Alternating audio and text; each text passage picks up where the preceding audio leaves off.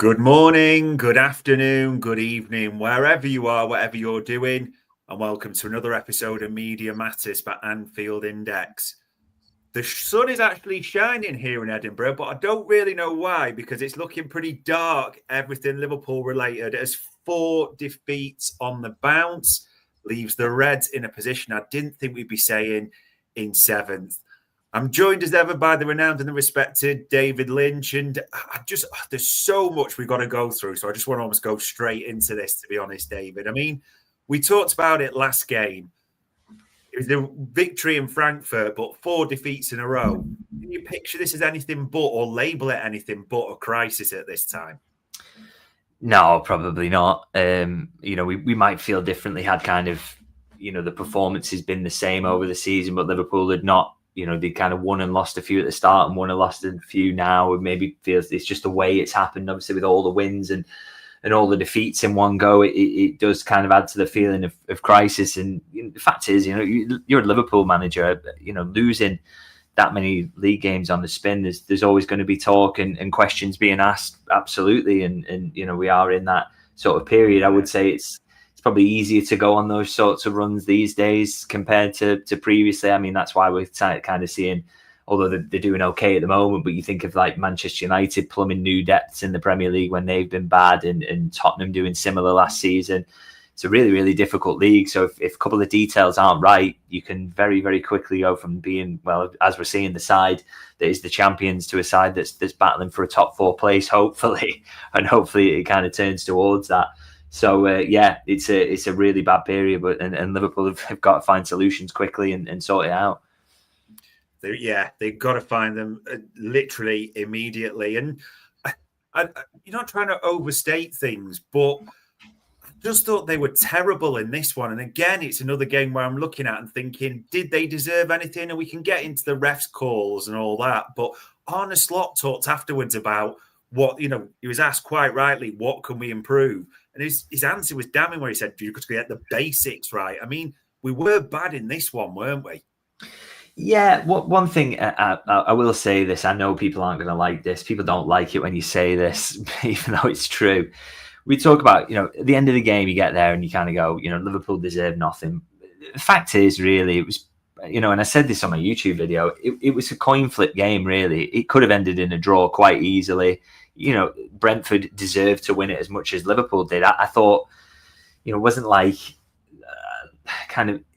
Brentford just did what they wanted to do very well, and that kind of wins them the game. But Liverpool, obviously, their plan did not work at all. And I'm not in any way saying they were good, but it was kind of a largely even game ultimately, and Liverpool come out on the wrong side of it. Now, that is happening far too frequently. And the fact is, you can't be, if you are Liverpool, going to Brentford and having an even game, because you are leaving way too much to chance. You're supposed to be better than that. You're supposed to be dominating the XG, the shots, the possession, all those aspects. And they didn't. They did have a lot more of the ball, but they didn't dominate in terms of creating chances, and it ended up kind of largely even on XG. So a draw possibly would have been a fair result. But as I say, that's damning of Liverpool. They've got to be so much better than that. They were a million miles off that. So in terms of the standards, you can say they absolutely didn't deserve to win, and maybe a draw would have been fair, but still, even then, you would have had huge question marks over the performance, because they've just got to do better. They can't be going to Brentford away and it being a coin flip. They've got to do more. They've got to put the odds in their favour by outperforming Brentford, and they're absolutely nowhere near doing that. Yeah, just a million miles and off it. And even this comment from Andy Robbo, because he was on post-match duty, which is weird because he only hardly played in this game, but he was honest and said, we worked on the long throw and everything. 5 minutes in, you concede 3 long throw-ins. One of them you concede from. It's not good enough, and it plays into your hands. So it almost sounds like it makes it worse. They prepared for it, and yet they still end up doing that. But you sound like a parent. You weren't angry, you're just disappointed. You almost expected us to give an early goal away, didn't you? Yeah, I think the most frustrating aspect of the conceding from a long throw-in is giving the throw-ins away, because the couple that they gave away in situations, there's just no need for it to be a long throw, to set them up for the throw-in there. Just pump it up the line or do something to just not let the ball go out there, because it's Brentford's strength. On the other hand, I find some of the kind of talk about Liverpool conceding from long throws and the chat about it, and the criticism that's directed at Slot around this, quite bizarre, to be honest, because I would love someone to tell me, maybe someone who's watching now and can tell me in the comments, what's the tactical setup that stops you conceding from long throw-ins? What's the manager supposed to do there to stop his team conceding from long throw-ins? Because is it Aya gets the flick on there? I mean, once that happens in your box and you can't play him offside because it's a throw-in, once that happens, it's game on, in it. Like, there's nothing, you cannot control where the ball lands, and it might land fortuitously for a Brentford player, it might land fortuitously for you, and if it had landed fortuitously for Liverpool, would we have been talking here about how well they defended long throws? I think, maybe we would, but we would have been wrong about that. Now, the fact is, and I think this is probably something we're going to come on to in terms of the whole issue of the team. They're just not capable of winning first and second balls. There's a serious lack of physicality in this team. And so I don't care how good you set up and how much practice you do, you cannot game plan your team to be taller or more physical or better in first and second balls. And it's a massive weakness for Liverpool. And something that I don't think is going to fix itself. So I think people better kind of strap in for the rest of this season if there's no changes in terms of the transfer window, because this team's not physical enough to win games like this. And there are a lot of teams who now play this style of football that didn't previously. So as much as people want to put pressure on the manager around that, I don't think he's been given the tools to cope with this, because, like I say, once Aya gets that flick on, the Jurgen Klopp phrase is it's not to defend at that point, and I think that would be the perfect way of describing it. There's nothing you can do about it, really. Liverpool just need to add physicality to this team really badly, because I don't think there's any amount of practice that's going to make them better at that aspect of the game, and Brentford just played on it and it worked for them. Sometimes though, you think it's as simple as it is complicated. Is there an element of, lads, just keep it tight, like don't give any throw-ins away type of thing? Because Conor Bradley miscontrolled it a few times out of play and almost just play it down the line. We'll just ride the first 20 minutes, and if it has to be that way. Surely there was an element you were seeing it, as Andy Robbo said there, like 3 quick throws in quick time. You almost knew what was coming. We were setting ourselves up for it somewhat. Yeah, 100%. That's the element I would criticise, is pure stupidity to keep giving the long throw-ins away, because a couple of them were seriously avoidable. It's not like someone's playing it off your legs. Some of them, like you say, a miscontrol from Bradley, or kind of just letting it go out there, or even playing to put it out there. Just absolutely crazy, really. So that for me is the element that they definitely deserve criticism around on those. The rest, I mean, like I say, I don't know how you cope with that outside of having a bigger team. And look at, we can sit here and slag Arsenal off as much as we want about, it's boring and they do this and that and it's just long balls and they just have a team of absolute giants. Well, that's what you have to do in this league now. And Liverpool either get on board with it and sort it out, and acknowledge that that's the biggest mistake they made over the summer, was not packing the team out with bigger guys. Or they'll just keep conceding from them, because I'm telling you now, no other manager's going to come in and make this team taller or better in physical duels. They're just not. It's not happening. So Liverpool have got to acknowledge that in terms of the next couple of transfer windows and do something about it, because this is going to keep happening over and over, because this is the way the Premier League's going. Yeah, unfortunately there is. I mean, is this too strong? And I keep looking at it. I keep coming back to this. There's almost a blueprint now to beat Liverpool, isn't there? It's like, it's not a new tactic, but go long, go early, make it a physical battle in the air, and you'll come out on top, the odds will dictate. Yeah, this is it. Like, and I reject suggestions kind of that Liverpool were tactically outclassed here or anything. I mean, you could probably accept that in the sense that Brentford's tactic was to go long, was to be physical, was to literally just boot the ball up in the air sometimes, which was what a great watch that was, by the way. But yeah, that was the tactic. And so Liverpool couldn't cope with that. And therefore, I guess we're tactically beaten. But I mean, it's so simple to do it. You or I could set it up, a team of Premier League footballers to beat this team at the moment, which is, put the ball in the box at every single opportunity. You don't even have to work an angle for the cross. Just be close for the second balls, because we're likely to win the first and the second. And if you do that, you'll get chances. Just play the percentages. And it is literally as easy as that. And as I say, you can talk tactics as much as you want, but if someone can put the ball into the box, and every time that happens, and then, like I say, don't even have to work a crossing position to do it. They can just hit a long diagonal. Every time they did it, you thought, there's a chance coming here. There's a chance coming here. Now, if it's that easy for us to say that, it's that easy for everybody to do it. And football is a simple game. And you know, this simplified version that's getting played against Liverpool, they just have to be better at it. But my serious worry is that the tools to be better at that aspect of it are just not in the squad at the moment, and that owes much to the changes that were made in the summer, lack of recognition of the direction the Premier League was going in. I think a failure really on the part of the recruitment staff as much as anything else. And I don't think this is going to get better. By the way, I don't think Liverpool is suddenly going to get better at defending these situations unless they add to this team in some way. Yeah, it does feel like we're going to have to ride this for want of a better phrase at the moment. In terms of trying to find positives, I thought this man was brilliant again on Saturday, Dominic Szoboszlai, that even afterwards at full time, you could see him going to the end. It felt like he tried, he was moved in positions, he got an assist as well. Probably one of the one or two to come out with pass marks from this. Yeah, absolutely. I think that's probably true of kind of the season as a whole so far. I think he's probably been the best player, and not just because his versatility's been used, but he's been getting about. He's one of the few wins his physical battles, by the way. He wins duels in there, and I thought he did that again.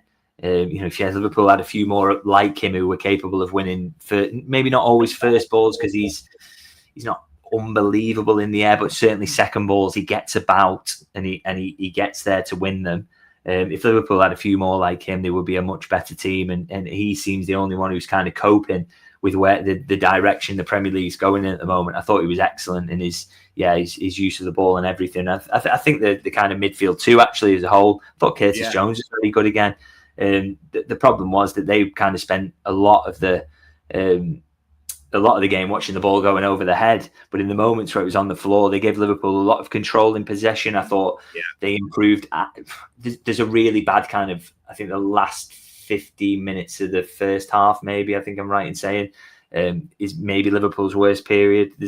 But outside of that, I thought those two gave Liverpool kind of control of the ball, and progression of the ball was slightly better outside of that period than it maybe has been.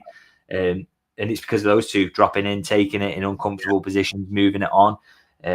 So I liked an awful lot of what that midfield two did, even if I kind of didn't like a lot else that was going on around them. Yeah, and it is right to talk around the other things that were going on around them. I mean, there's a bit of sadness to this for me. And I know you were honest in your aftermath reaction around Mo Salah. I mean, first thing, it's a brilliant control and a brilliant finish right at the end to get a second goal back. But that aside, I mean, the man's an icon. He's a Liverpool legend, but he felt like a passenger at large parts on Saturday.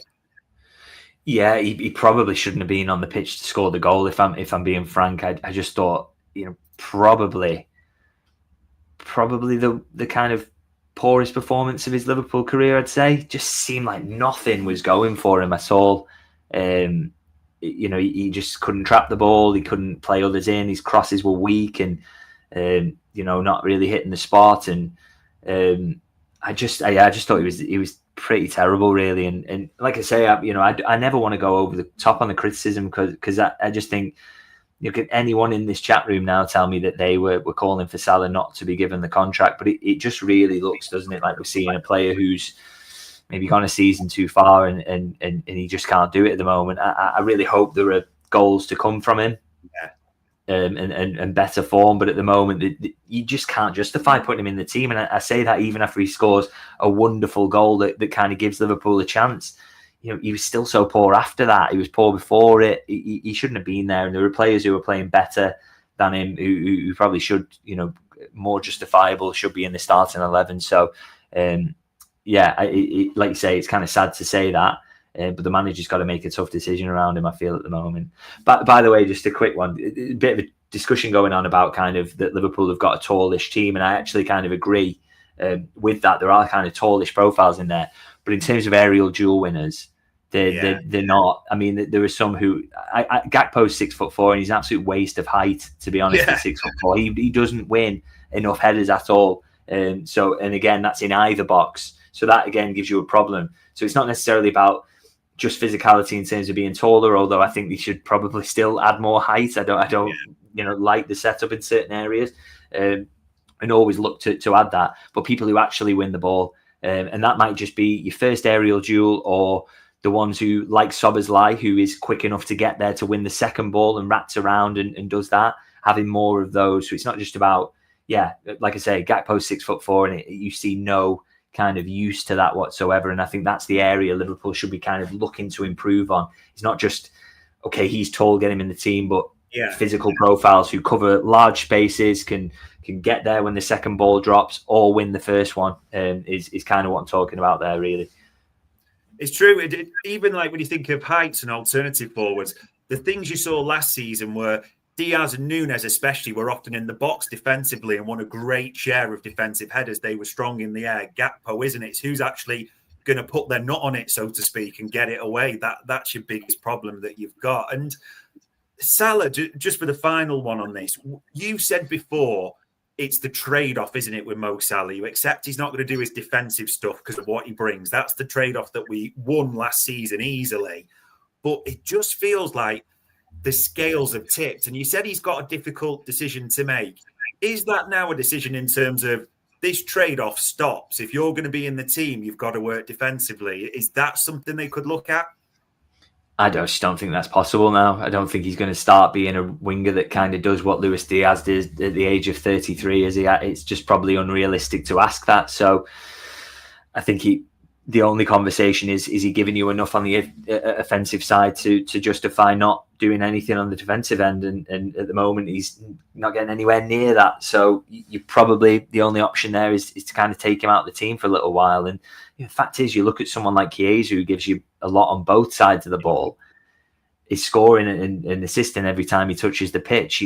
How can you kind of keep him out at the moment? I find that hard to believe, really. So, it's not something you thought you would have said coming into this season, but the manager's got to react to what's happening in front of him. And what's happening is Salah's in the poorest form he's been in since he's been at Liverpool, really. Yeah, it is a worry. And by the way, I know there's a lot of comments, so thank you for sharing those in the chat panel. Both of us would be happy if these words were smashed down our throat and he scores 30 this season. Everyone would be happy with that. But are we seeing it? That is the honest question. And in terms of what we're seeing, I know you've been a big defender of Milos Kerkez and obviously trying to look at it. He didn't do me any favours on Saturday, I'll have to say that. He murdered you on Saturday, didn't he? Really?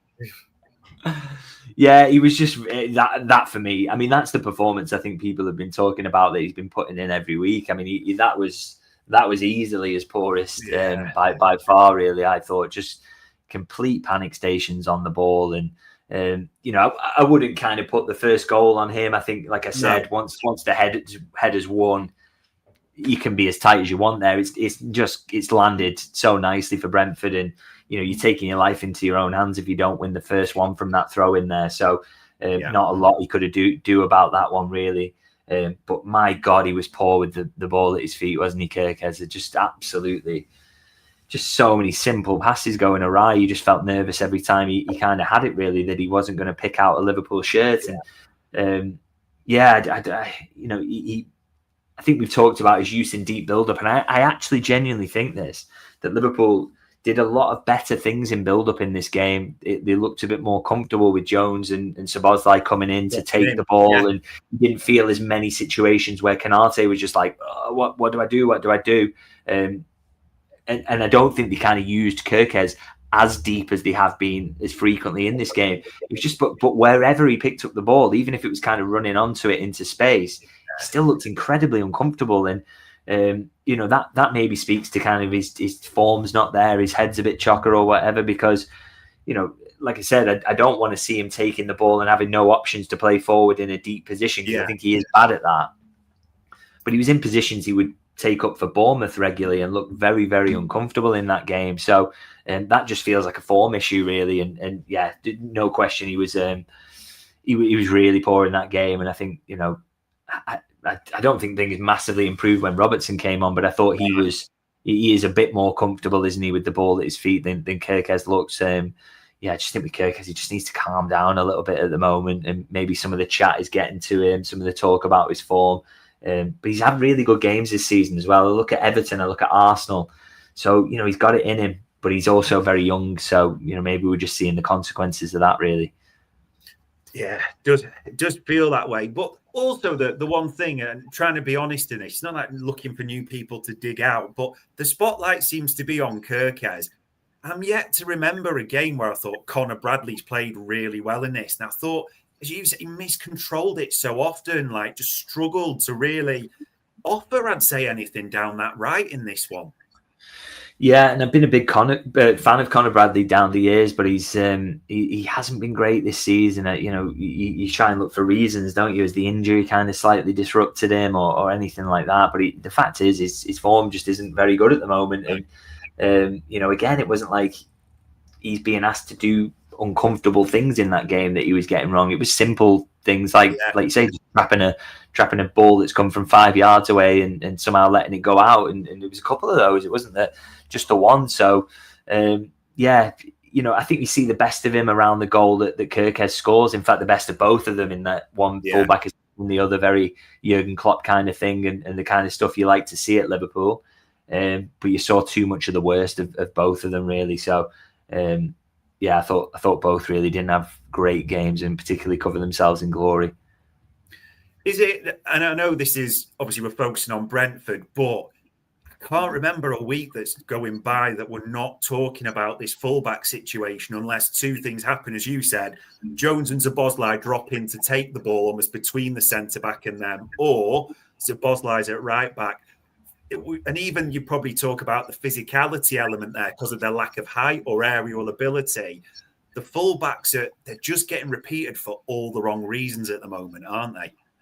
Yeah, and I just kind of you start to one of those things I'm kind of questioning at the moment is kind of what was the plan in the summer? Why does it look like this? And again, you've got like kind of similar profile fullback on either side. So clearly that's what they wanted. They wanted carriers in there, but it's just not working at all. And I just think it's, the biggest problem both of them are having really is it for me is a lot of in possession issues and not looking comfortable in certain areas. And like, how did they not see this coming? How is this not something they kind of factored in?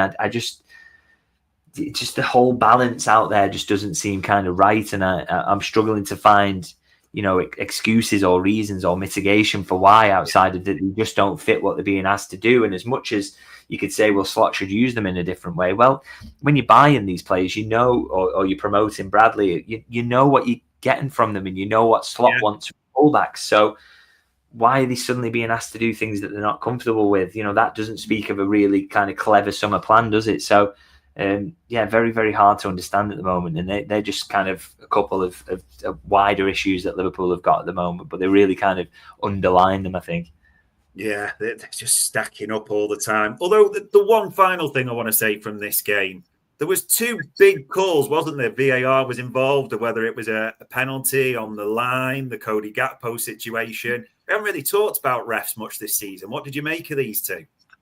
Yeah, I mean, it's just again, right? So you can talk about how bad Liverpool were, and there were so many bad elements to the performance, but for goodness sake, like, could they not just get a bit of fortune there as well? I mean, that's so frustrating, isn't it? That like, and this is what I mean about Liverpool. People will say that would Liverpool absolutely deserve to lose. Well, one of the key goals there is kind of a penalty that you just like, oh, there's no way the ref gives that if he thinks it's close to the line, that they're gonna.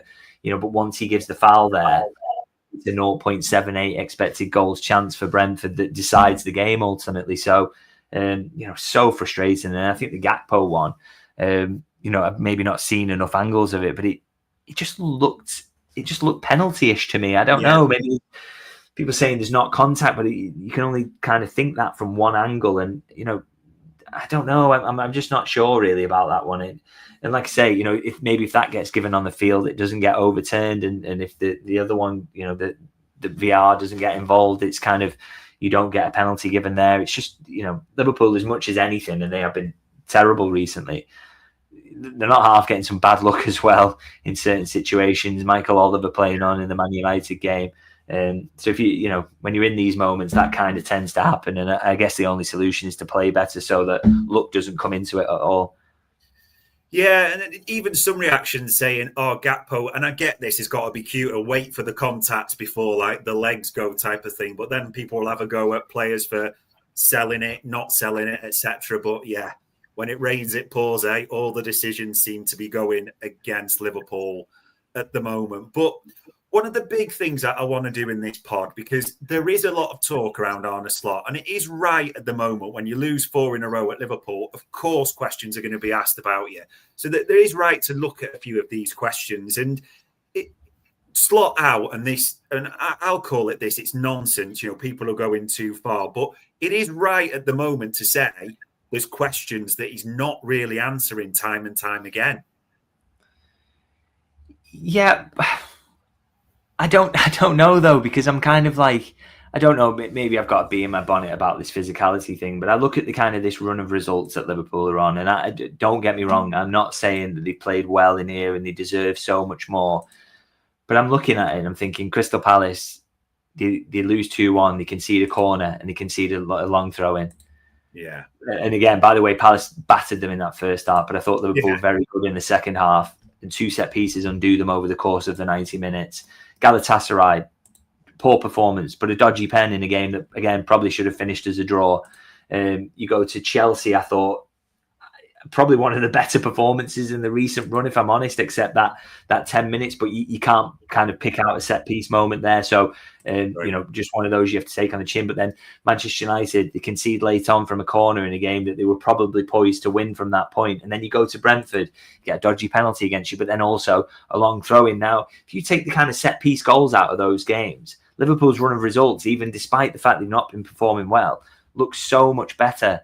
Now, just imagine if they corrected that issue, where they would be at the moment and how much better everyone would feel about it. You'd still be saying there's serious issues with this team in terms of the performance level. They've got to do more, and that would definitely be true. But it wouldn't be as bad as it is at the moment. They've just got to be better at set pieces for me. They've got to defend set pieces better and defend long throw-ins better. And if they did that, the results wouldn't be anywhere near the level of poor that they have been at the moment. It's such an important part of the game. And it's like, how can we, we're looking at Arsenal and saying, wow, they're unbelievable. Well, all they're doing at the moment is scoring from set pieces, literally. Yeah. I mean, how many goals it's crazy how many goals they scored from set pieces. And we're like, wow, they're just impenetrable. What an amazing football team. Well, it's like it's kind of like cheap goals that you can get. And Liverpool are not getting those. And they're giving them away so easily. And it's proven decisive in terms of results. I just think you've got to do more about this aspect of the game because it's increasingly decisive. And I think the fact that Liverpool's recruitment staff didn't see that coming, poor for me, really deserves criticism. Arne Slot is part of that, by the way. They all agreed together who would be signed. But at the moment, it's deciding games against Liverpool, and they've got to sort it out. And I think, as much as we can question certain aspects, I think he's kind of putting fixes in for the build-up issue. I think Liverpool are creating enough to win games without question.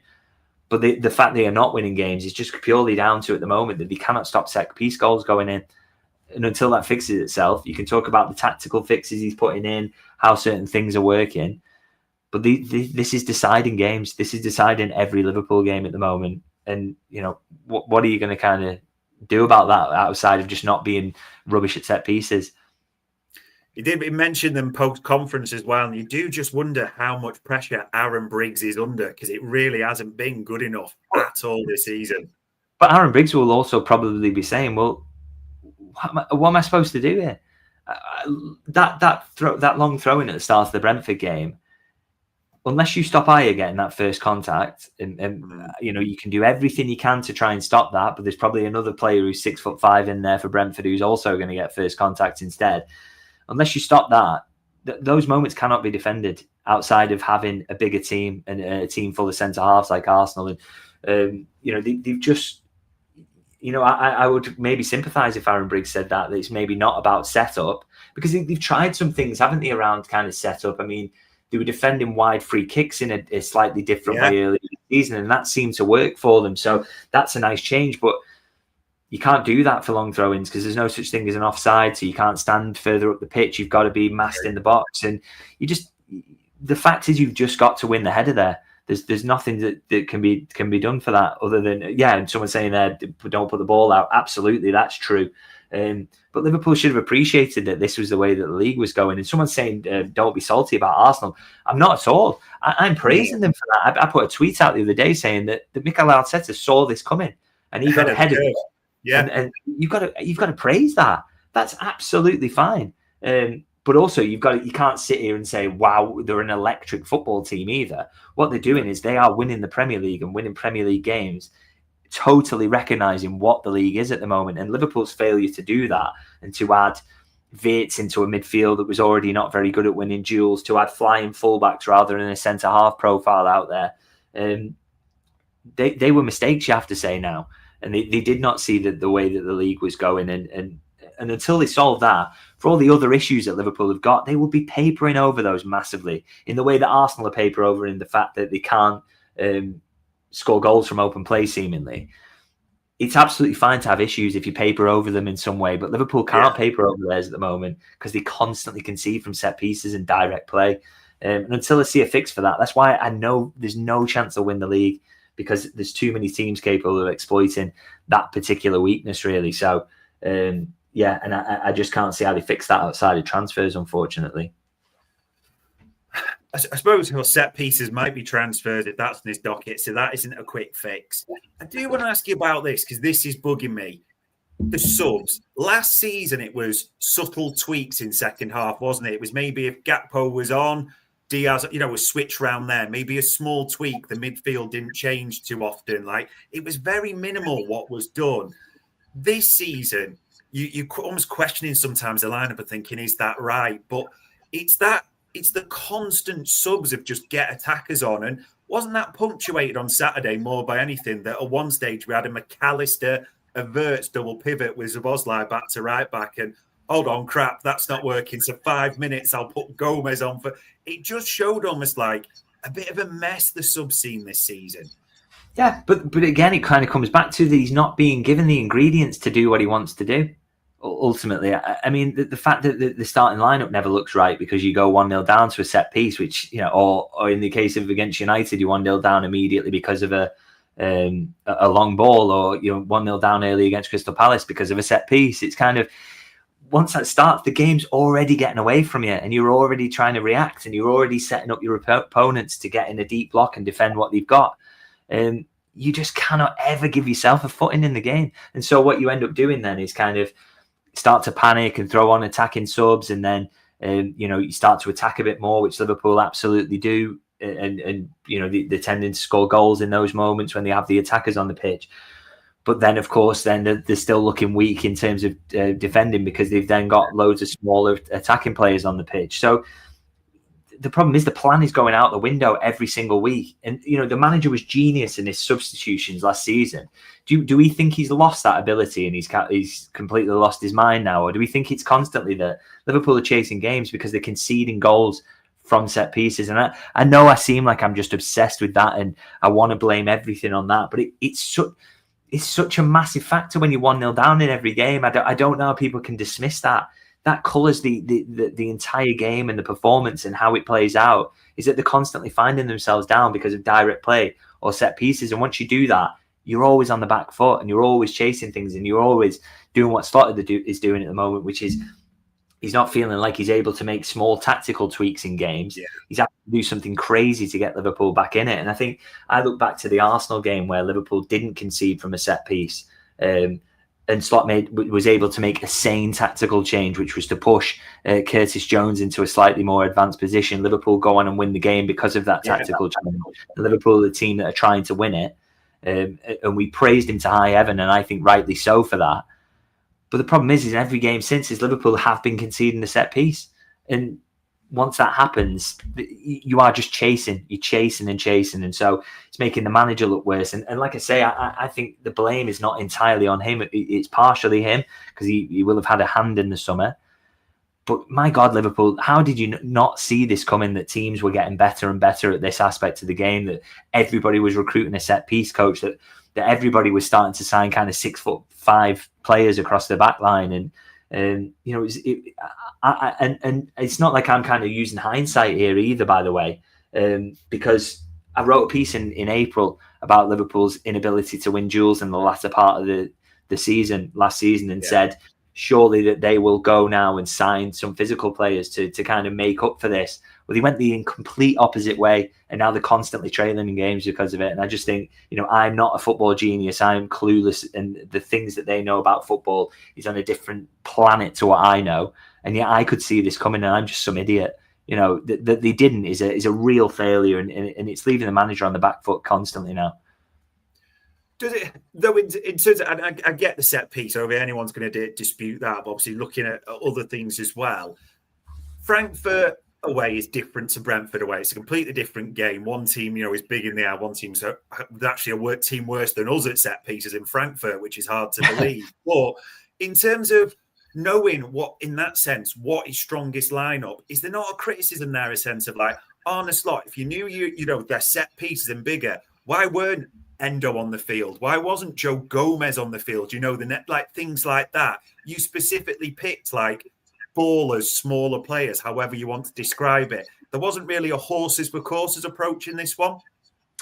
But then I guess the horses for courses would be you'd have to start Endo in every game, and I just don't think that's feasible for Liverpool. I don't think he gives you enough in possession in the pivot, to be honest, because every team is doing this now. So, are we saying that Gomez should start every game, Endo should start every game? That wasn't the plan coming into this season, was it? And the fact is, Gomez, he may go in January, he could go in, I'm almost certain that it will go in the summer. Yeah. Pretty similar for Endo.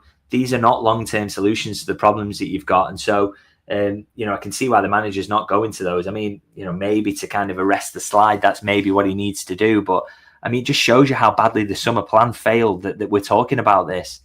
That they didn't recognise what was happening to the league and how it was going to be. It's just incredible. I mean, I've seen that you put PSG in this league, they thrash most of the teams in our league. Just excuses.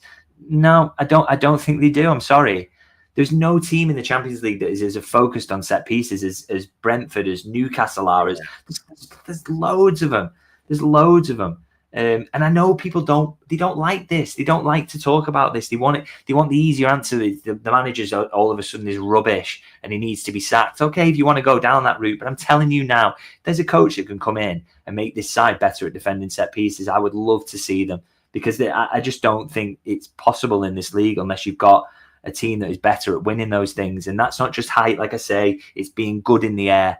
And being good at winning those balls and being good at winning second balls around those. And Liverpool are terrible at that aspect, and it's costing them time and time again. And like you say, we're coming up with these solutions here that are just not solutions, really. Like if he's throwing in Endo, they would be, it'd be kind of doing it out of panic, really. I just don't think,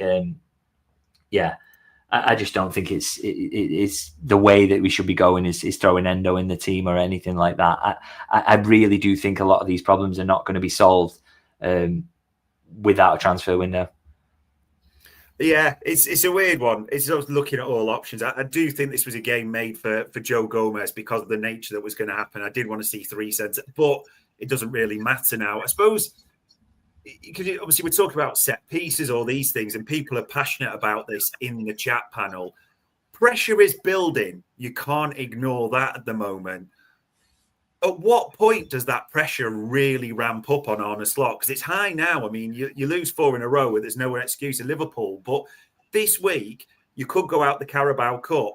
Everyone's like, oh, it's great. Villa have got a terrible record. It's Liverpool under the lights. Liverpool have lost their last 4. Villa have won their last 4. So the form trajectories are going different ways. If it's 2 negatives this week, where does the pressure come?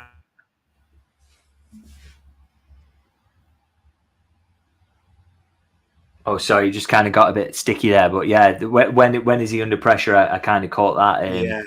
You can't keep losing as Liverpool manager, can you? You start to get to 6 and 7 defeats on the bounce in the Premier League, and I think you really kind of worry about him. And I think, like I say, I think you would have a fair point to kind of point at the people around him and say, well, you've not given me the right tools here. But you can't keep losing either. I think the performances have got to be better in certain aspects, and I think there are improvements he can make. I think Liverpool might just get a bit lucky in some games, by the way, of not conceding the set piece. The ball might not bounce for the opposition. I think playing at home will help. Liverpool have been away constantly at the moment, and I genuinely feel that it's harder to defend set pieces at Brentford away than it is to defend set pieces against Brentford at home, because the atmosphere plays its part, how much Liverpool dominate the ball, the confidence that they use. I think, it's easier for Liverpool to defend those. And I think, so they might get a bit of luck in some of these coin flip games, which definitely isn't coming with them at the moment. And they'll generally play better, I think, in home games as well. And they'll have games, maybe they'll be the odd side in the Premier League who are not absolute kind of lunatics in terms of launching the ball. So I'm hoping that, better results can come. And I still think this side is absolutely capable of finishing the top four as well. And I think there's a bit of gelling to come as well still. Viet's still settling in, Isak, these players, there's more to come from them, absolutely, and Kirkes as well. So there will be better results. I don't doubt that. But yeah, there needs to be, because I think, like I say, you start to get 6, 7, 8 on the balance defeats, it really does ramp up. And I think the biggest indicator will be the moment that FSG feel that top four is in doubt, is the moment they'll be more likely to act, really. Hopefully it doesn't come to that. Liverpool are still in that mix very firmly. But yeah, he can't keep losing, that's for sure. Yeah, it needs to change. It does feel like an absolute huge week. And I mean, in terms of huge week, I don't really know what importance people attach to this, because we talked a little bit about January and there's the Carabao coming as well.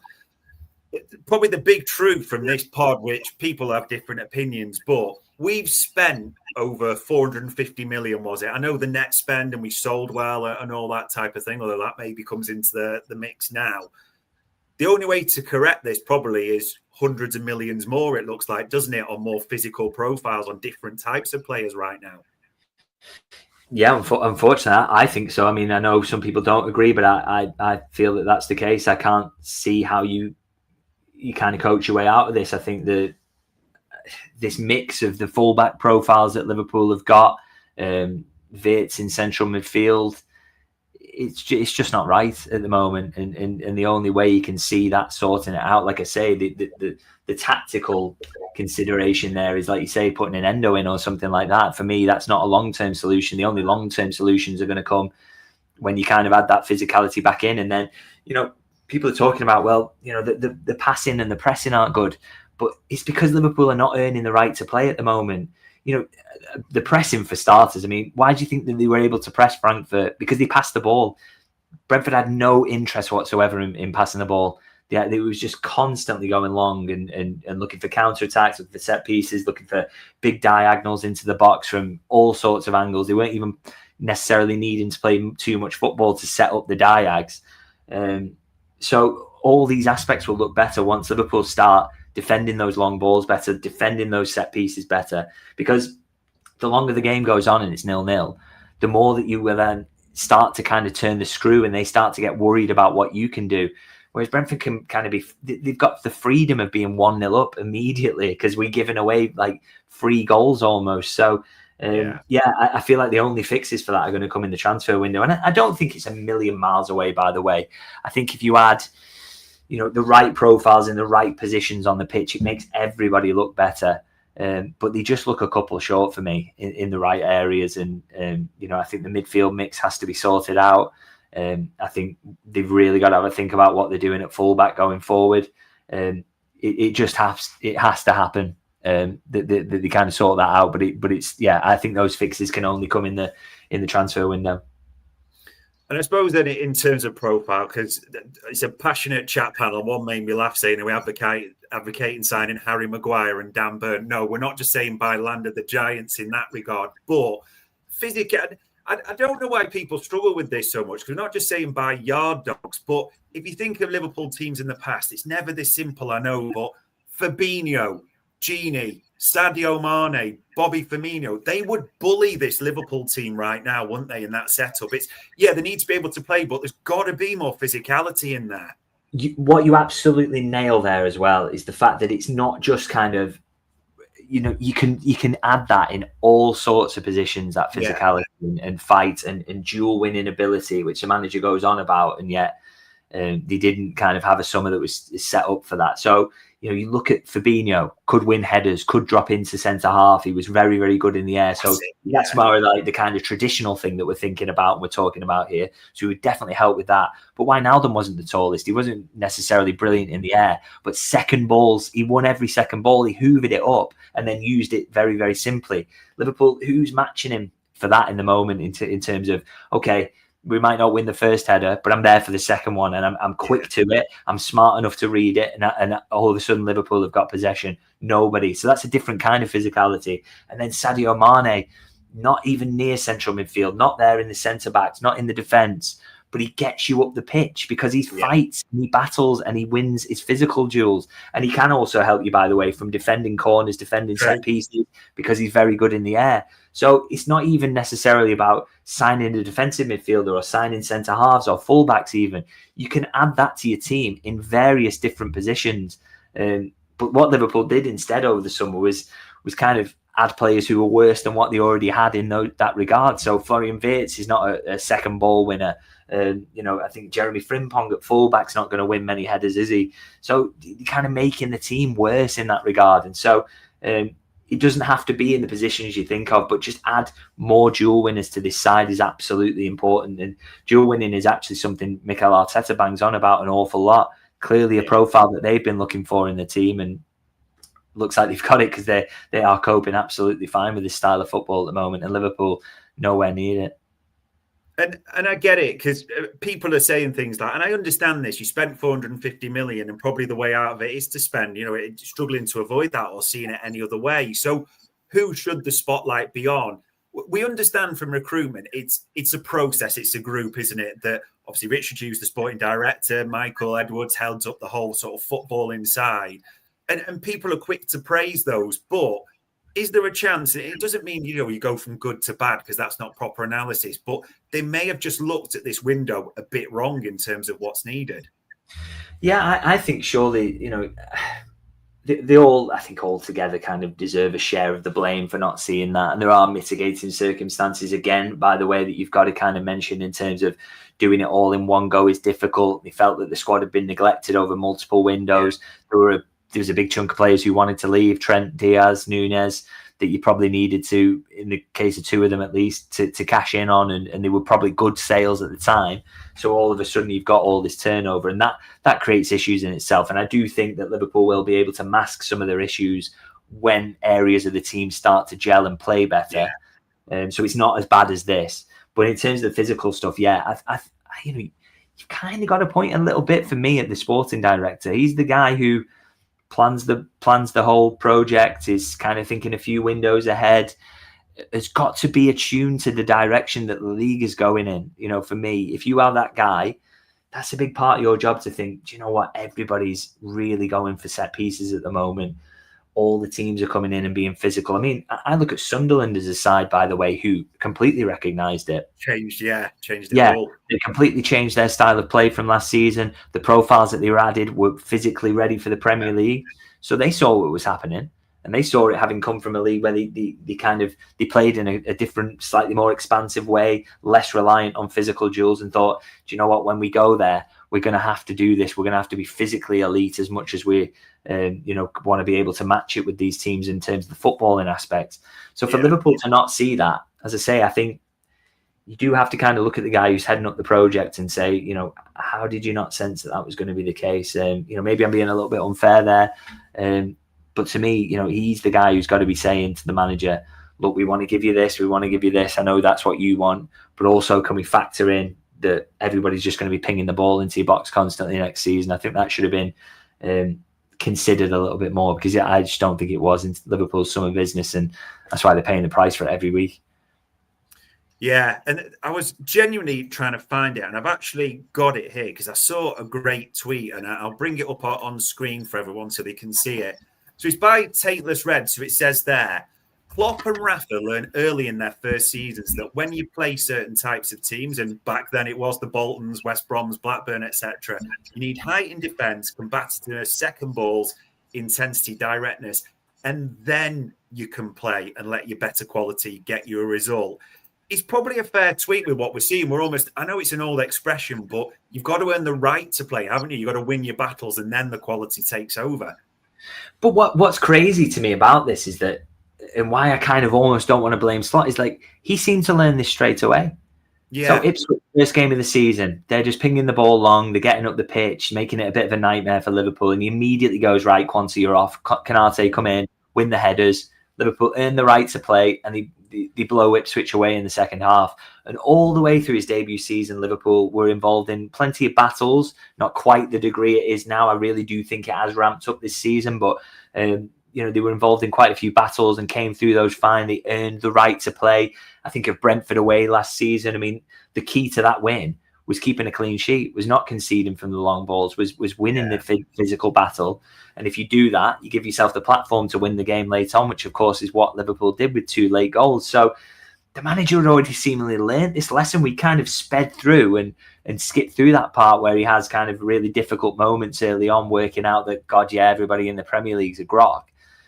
And then it's just like they've gone back to square one in the season and just kind of forgotten all the things that he'd already seemingly learned. And yeah, do you know what? We're going to throw Wirtz into our central midfield. We're going to have fullbacks who want to get up and make a front six. It's just crazy to me, really. And I really surprising that they didn't see this coming, as I say. And because, like I say, I'm not talking myself up. I'm not a football expert by any means, but I felt that this team needed physicality.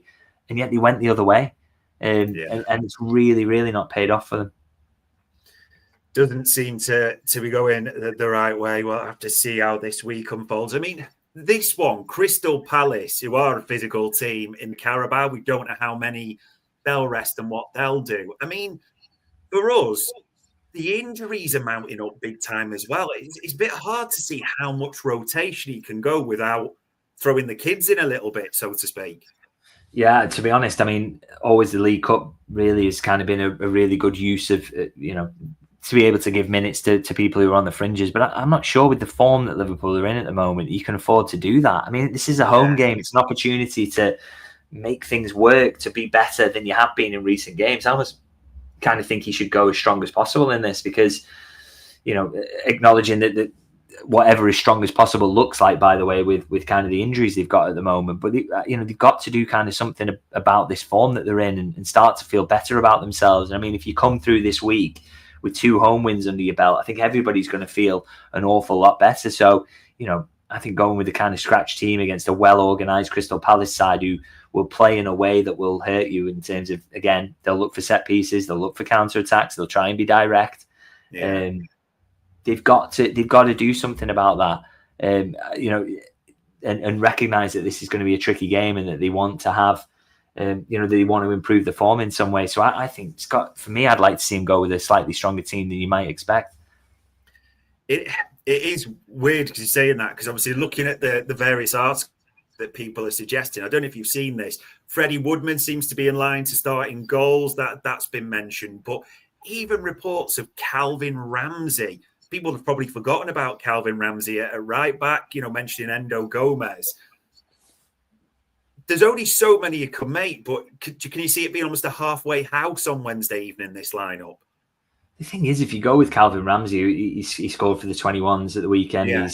He's fit and he's available. But I'm also kind of like, well, if Liverpool lose again, it's not great, is it? And this will be a home defeat, and and I'm not having a go at Calvin Ramsey there, but he's clearly not of the kind of level that you want him involved in the Premier League regularly. And you coming up against the Crystal Palace side, who they're not in the best form at the moment, but equally we know they're going to be difficult to play against. I just don't know how he can afford to go with a kind of scratch team or whatever and just kind of go with something a bit crazy in terms of his selection, because it's not like Liverpool are winning and feeling good about themselves. And you add another defeat to the list of results and it starts to look even worse. And then it's like, then Villa comes up at the weekend and that looks even like insurmountable. I don't know. Maybe he is going to rotate, but I'm not a big fan of the idea of it. I have to be honest. It's so hard to pick this one, and obviously people want Chiesa, mention Salas and things like that, but just where he goes. I suppose one thing that's forcing his hands, and this is the opposite now of last season, the injuries are starting to mount, aren't they? We already had Alisson and Frimpong. We know are out for, say, short to medium term. Curtis Jones, one of the players who is playing well, the few at the moment, gets the groin. You know, Isak, Gravenberch didn't even travel. The injury list is toppling the wrong side as well.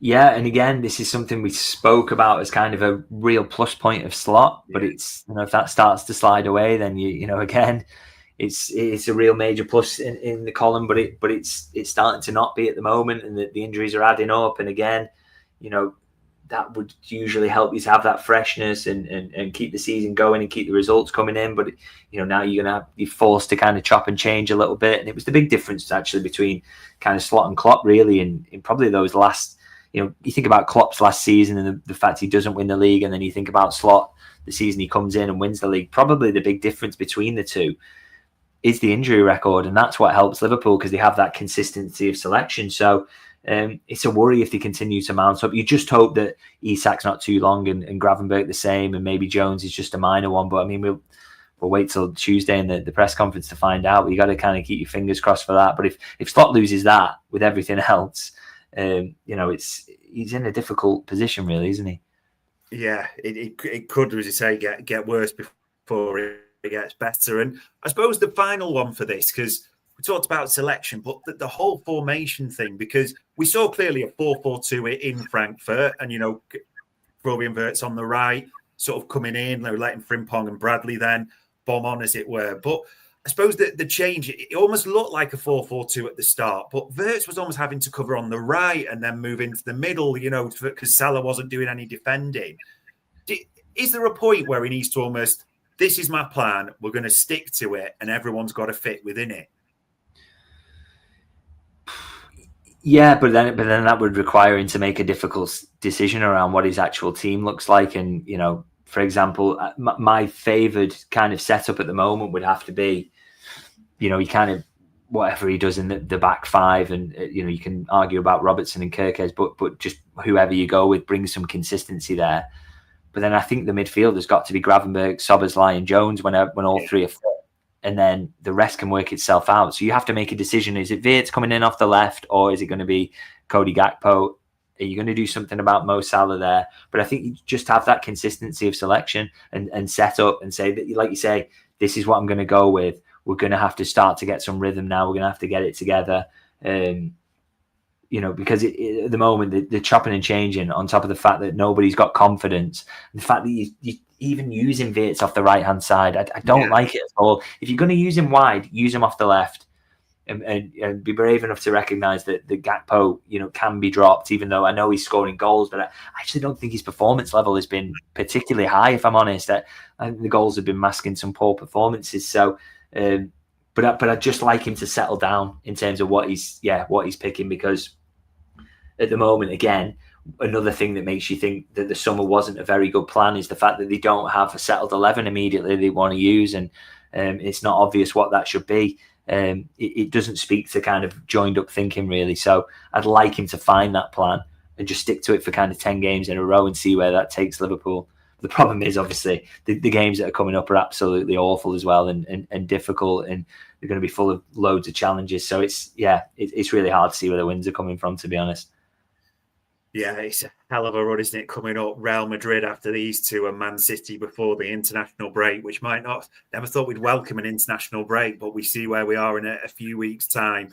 I mean, the final one, because you'll be is there a press conference? Because it's Carabao tomorrow. Surely there is one still, I think, isn't there? Yeah, I haven't had an email about it yet, but I would presume that there will be, yeah. And if there is a press conference, hoping there is, of course, there'll be a lot of questions coming his way. And I know people will say that talk's cheap, but what are we wanting to almost hear from Arne Slot at the moment?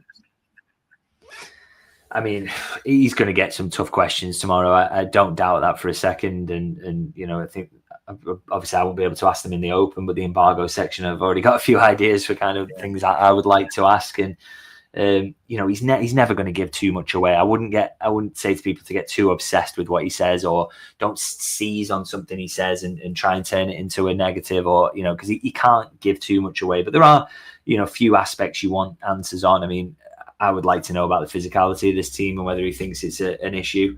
But there are other major talking points as well that I'm sure he's going to get asked on. I mean, I thought it was interesting when he said he said something recently, didn't he? And people kind of seized on it, that he was kind of suggesting that there was no chance that Liverpool could win at a certain point in the Brentford game or whatever. I think sometimes he gets kind of criticised for being too honest in his answers. I would like him to try and continue being honest as much as he possibly can in the situation. But yeah, we maybe shouldn't look to the press conference for answers that are going to make us all feel so much better about it all. The key thing is that he's getting it right in the training ground, and he finds that setup and it starts to work. Yeah, it's only wins or results that are going to change anything at the moment. Fingers crossed they come this week, but we'll have to see, won't we? All it leads me to say, as ever, is for the time, the insight, for giving all thoughts and answering all questions. David, it is massively appreciated. Thanks for having me.